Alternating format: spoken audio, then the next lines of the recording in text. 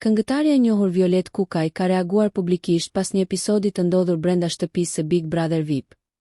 Kubanori Roger Sterkaj ka bërë deklarata të rënda dhe fyese ndaj djalit të saj, Mali. Sipas reagimit të saj, fjalët e përdorura nga Rogerti kanë shkelur çdo kufi të normalitetit dhe respektit brenda lojës dhe debatit,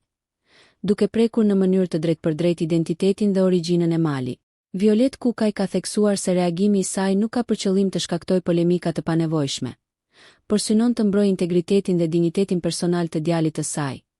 i cili është përballur me sulme që ajo i konsideron të papranueshme dhe jashtë çdo norme morale dhe sociale. Në letrën publike, ajo kërkon që produksioni i Big Brother VIP të ndërmarrë veprime konkrete dhe të menjëhershme,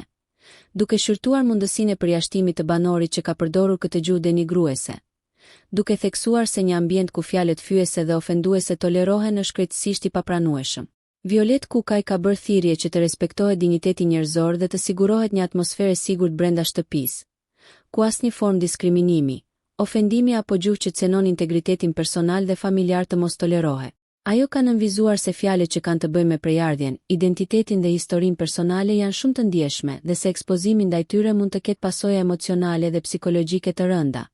sidomos për një person të ri si Mali. Në këtë kontekst, familja e saj kërkon nga produksioni të marrë masa urgjente dhe të vendosë kufi të qartë për sjelljet e banorëve, duke garantuar që debatet brenda shtëpisë të mbeten brenda parametrave të respektit dhe etikës,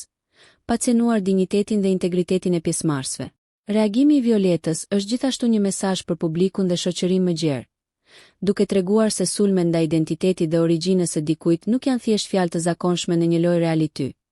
por akti i tyre ka ndikim të drejtpërdrejtë mbi mirëqenien emocionale dhe morale të individit dhe familjes. Në letrën e saj, ajo thekson gjithashtu nevojën që media dhe publiku të jenë të vetëdijshëm për këtë situatë dhe të mos normalizojnë gjuhën denigruese,